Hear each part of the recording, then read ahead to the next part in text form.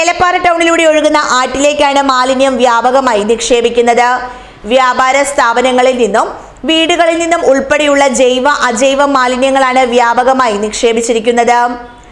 നിലവിൽ മാലിന്യം കുമിഞ്ഞുകൂടി ദുർഗന്ധം വമിക്കുകയാണ്. ഒപ്പം സാംക്രമിക രോഗങ്ങൾ പടരാനുള്ള സാധ്യതയും ചൂണ്ടിക്കാട്ടുന്നു. മുൻ വർഷം ഏലപ്പാറ പഞ്ചായത്ത് ഈ ആറ് ശുചിയാക്കി ഇവിടേക്ക് മാലിന്യം നിക്ഷേപിക്കുന്നത് തടയാൻ വേലി ഉൾപ്പെടെ സ്ഥാപിച്ചിരുന്നു. എന്നാൽ ഇവയെല്ലാം ഭേദിച്ചാണ് മാലിന്യ നിക്ഷേപം ഇപ്പോൾ നടക്കുന്നത്. ഈ ആറുമായി ബന്ധപ്പെട്ട നിരവധി കുടിവെള്ള പദ്ധതികളും ഉണ്ട്. കൂടാതെ വേനൽ കടുത്ത സാഹചര്യത്തിൽ ഈ ആറ്റിലെ വെള്ളം കുളിക്കാനും അലക്കാനും മറ്റുമായി ദിനംപ്രതി സമീപത്ത് താമസിക്കുന്നവർ ഉപയോഗിക്കുന്നുണ്ട്.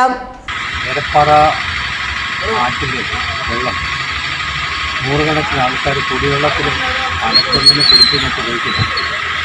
ഈ വെള്ളം നേരെ ചെന്ന് വീഴുന്നത് ചപ്പാത്ത് ആറ്റിലേക്കാണ്.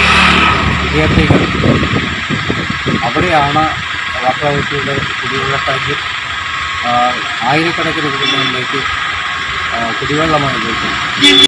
ഇവർക്കെല്ലാം മാലിന്യ നിക്ഷേപം ഭീഷണി സൃഷ്ടിക്കുന്നുണ്ട്. ഏലപ്പാറ പഞ്ചായത്ത് ഈ വിഷയം ഗൗരവമായി പരിഗണിക്കുന്നില്ല എന്ന ആരോപണവും ശക്തമാണ്. News bureau, Elappara.